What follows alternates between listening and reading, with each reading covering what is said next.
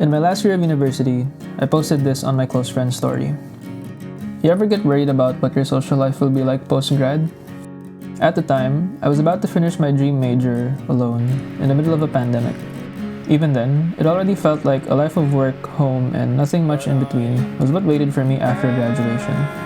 It eventually reached a point where I slowly closed myself off to the idea of community.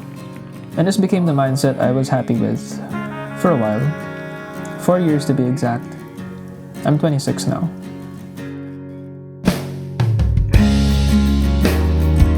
So leave my sweater on the porch.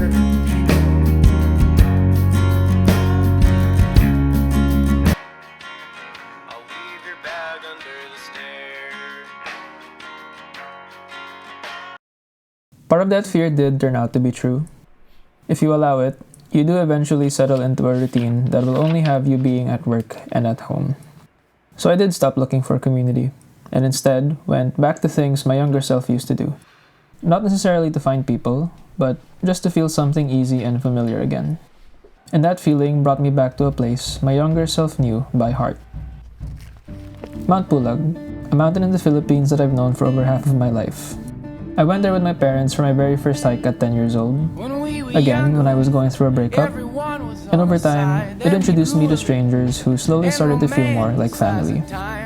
A family who I eventually invited to a camping trip to celebrate our friendship and my 26th birthday. It takes a boy to live, it takes a man to pretend he was there. Me and my eyes, me and my heart.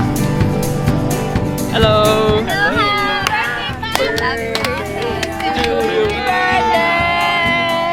I'll do everything, basta may magto. Transition! So now I think that I can love you back. And I hope it's not too late, 'cause you're so attractive. I won't close my eyes. It takes a man, it takes a woman, make him compromise.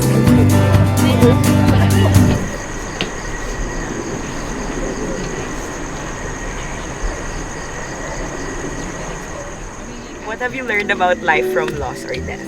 It's more just like preparedness, a bunch of insurance, even as much as parang where do I leave my password so that, Sit with our thoughts. Camping and hiking in the Philippines, for me, are inherently social activities. You meet up with strangers at a place called Greenfield, who turn into acquaintances as you travel in a van together, and you ultimately become friends after going to places that force you to be offline, present, and a little traumatized. For our Mount Pulag group of 24, that might look something like riding on top of a jeepney for the first time,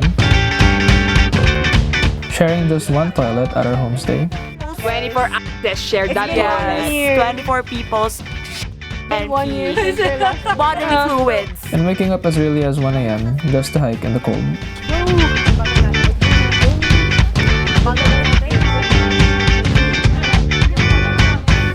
We're alive so far. We're still alive. Still alive. Did I mention that you're supposed to hike? It's more mental than physical, really. I can't remember how many times I've had the urge to just call it quits and go home.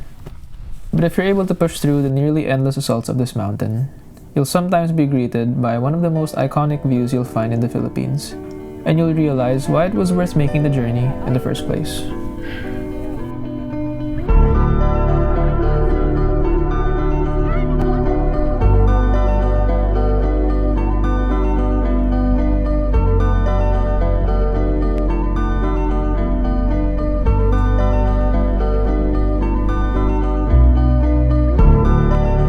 What I love so much about mountains like Mount Pulag is that the experience may look different each time you pay a visit.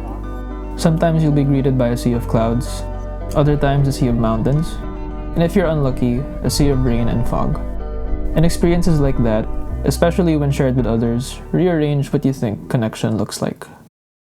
I thought friendships were only found within the walls of schools or offices, places you were forced to be in almost 5 days a week. I didn't expect to find that same and sometimes even deeper connection at places you willingly chose to spend just one weekend in, whether that's Mount Pulag or at a campsite called River Ranch in Tanay. Where in your life to use non-helpful assumptions. Thank you. Use it in a sentence. Assumptions. ASS. But it translated so differently kasi yung builds na hawak ko ngayon. It's a sign. Which is yung alam ng mga ibang tao. Pero, It takes a village of people for something like this to happen, especially given how busy life can get as young adults. But the fact that we're all still here sharing a meal despite all odds is why moments like these feel special. Happy birthday. Speaking of sharing a meal, this is one of my personal recipes, a 3-cheese lasagna. It's a meal I only save for special occasions because of how tedious preparing it is. But I have this thing where, if you've tried my lasagna, then that means you're considered a close friend. siguro later So when I first hiked Mount Pulag in 2010, I didn't think that I would ever go back. That mountain, I think, has a lot of significance to me now. Not just because it's the mountain I first hiked, but also because that's where I hiked after a breakup, and now meeting you guys then a year after that. So this is my way of saying thank you guys for your friendship.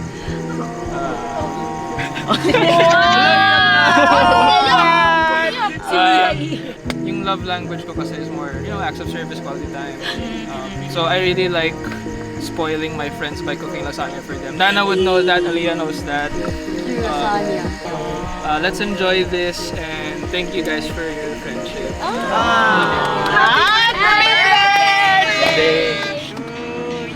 Okay na, round 1. Okay. First slice.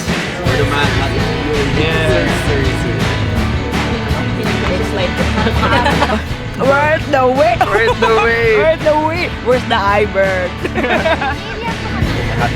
I'm misaligned. It's also good. Sent for me to pass the time.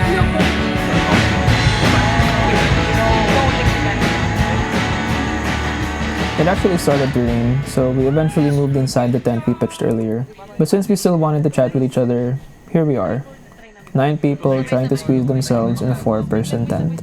Which trip changed your life for the better? Uy, crazy yung pulag talaga last year. I know, this year. Like, behind, walang sea of clouds, pero wow. It was a different Yeah. I like Pulag 2025 for different reasons. Yeah, pero like, grabe yung heat this year. Kasi hindi na rin tayo parang okay na rin. Yeah, nung nakita ko yun, parang I'm good. Parang I didn't even complain na walang sea of clouds. Yeah, I was ganda. Nag-strengthen pa yung relationship because of the Aliyah birthday. Tapos nag-remake kasi tayo ng effort lagi na. Kaya had fun in Kawag? No, we didn't have fun. Parang ina-edit ko lang yung brain ko at the end na, yeah, I didn't masaya have to. Gaslight myself. We're actually 5 people in this tent. I know. So we have Joaquin, me, we're Hi. Pans, and Lance as well. Look, just a blob. Before you know it, you're already about to go your separate ways and are now looking back at those memories. And it makes you wonder, with all the preparation and effort you've made for just one weekend, was it all worth it? For me, I would say so. The outdoors has a way of bringing out a different side of people, including how they make time for one another. So if you're wondering whether or not you can still make friends as an adult, the answer isn't always automatic. It only happens if you find ways, big or small, to be there for them. Even if that means inconveniencing yourself over and over again, which is a price that I am more than willing to pay. That one hike in Mount Pulag might have been just like any other, had it not been for that way of thinking. That was the only time it turned into something more long-lasting. After all, the price of community is choosing inconvenience.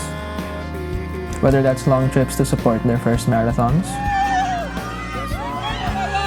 staying late for them in times of grief and loss, or spending weeks planning a birthday camping trip just as an excuse to see them again. That's one of many lessons I've learned from Mount Pulag.